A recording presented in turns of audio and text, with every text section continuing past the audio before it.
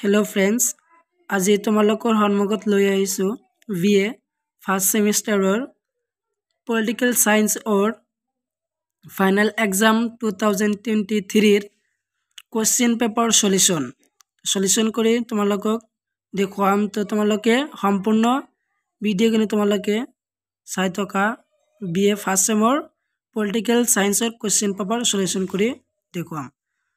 তো কোশ্চেন तो यार पेपर हल POL 010010 और तुम्हारे पॉलिटिकल सब्जेक्टर नाम तो हल किताबर नाम तो हल इंट्रोडक्शन टू पॉलिटिकल थियोरी। एक किताबर नाम कौन पॉलिटिकलर और तुम्हारे फुल मार्क्स हम तुम्हारे full marks 60 marker exam final exam और टाइम 2.5 घंटा। तो यार क्वेश्चन नम्बर 1 नोट कैसे तलत उल्लेखित प्रश्नर उत्तर लिखा। शॉर्ट क्वेश्चन 1 into 8 equal 8 1 मार्कर 8टा लिखिबले कैसे। तो यार क्वेश्चन 1 दिया আছে। तो क्वेश्चन ए हल जे तलत उल्लेखित कोनটো বছৰত ভাৰতবৰ্ষৰ সাৰ্বজনীন প্ৰাপ্তবয়স্ক ভোটাধিকাৰ প্ৰদান কৰা হৈছিল। তো ইয়াৰ অপশন 1 দিয়া আছে 1950, ऑप्शन 2 दिया से 1951 और ऑप्शन 3 दिया से 1947 और ऑप्शन 4 दिया से 1955। यार हुड आंसर तो अब ऑप्शन नंबर 1 1950। और तुम्हारे क्वेश्चन আছে बी। तो हल क्वेश्चन तो हल तलत उल्लेखित कोनটো भाषार পৰা গণতন্ত্ৰ শব্দটোৰ उत्पत्ति হৈছিল। यार ऑप्शन 1 আছে लैटिन, ऑप्शन 2 दिया আছে ग्रीक और ऑप्शन 3 दिया আছে रोमान और ऑप्शन 4 दिया আছে स्पैनिश। यार शुद्ध आंसर तो तुम्हारे क्वेश्चन मिलाई लोआ। यार शुद्ध आंसर तो हम तुम्हारे 2 ग्रीक। यार शुद्ध आंसर ग्रीक ऑप्शन नंबर 2 और तार पिছত আছে তোমালোকৰ C question democracy is a government of the people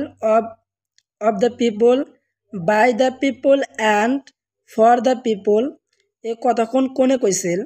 তো এর অপশনত অনত দিয়া আছে জেমস ব্রাইস और ऑप्शन 2 দিয়া আছে বেনিটো মুসলিনি और ऑप्शन 3 দিয়া আছে আব্রাহিম লিঙ্কন और ऑप्शन 4 দিয়া আছে एलेक्सी डी टॉकविल।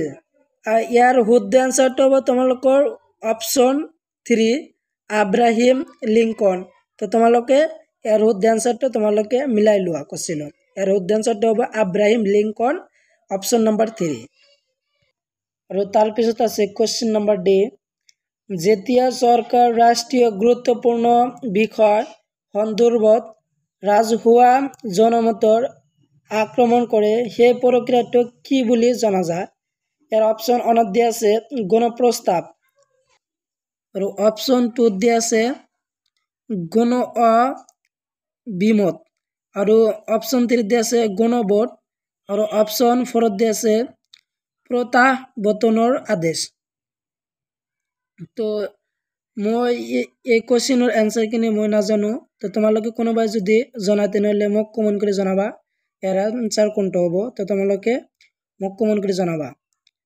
তো তার পিছত আছে কোশ্চেন নাম্বার এই কোশ্চেনটো হল যে vindication of the rights of women গ্রন্থখন কোনে লিখিছিল। তো এর অপশন 1 দিয়া আছে ফ্রেডরিক ইংগেলস और ऑप्शन 2 দিয়া আছে JS मिल और ऑप्शन 3 দিয়া আছে মেরি ওয়ালস্টন ক্লিফোর্ড और ऑप्शन 4 দিয়া আছে केट मिलिकेट। तो यार शुद्ध आंसर तो हम तुम्हारे 3 मेरी ওয়ালস্টন ক্লিফোর্ড। तो तार पिছত আছে তোমালোকৰ क्वेश्चन 5।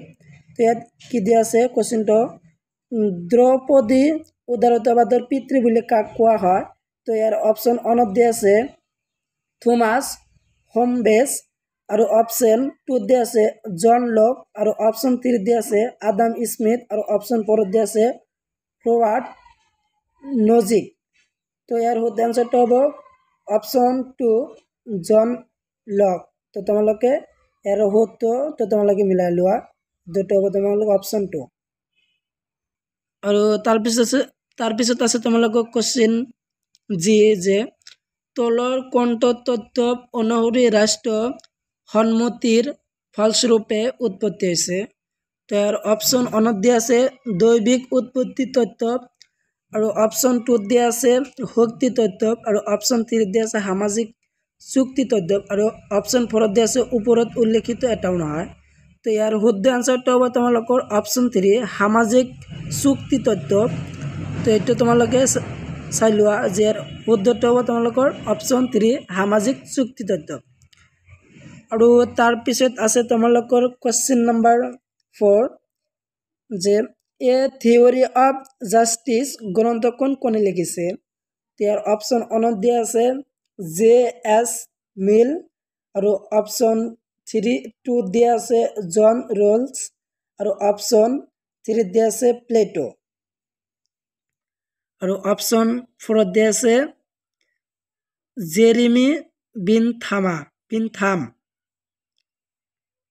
তো ইয়াৰ শুদ্ধটো হ'ব তোমালোকৰ কোশ্চেন অপশন নাম্বাৰ 2 জন ৰোলছ তো এছ নম্বৰৰ তো শুদ্ধটো হ'ব তোমালোকৰ অপশন 2 জন ৰোলছ তো তোমালোকে মিলাই লোৱা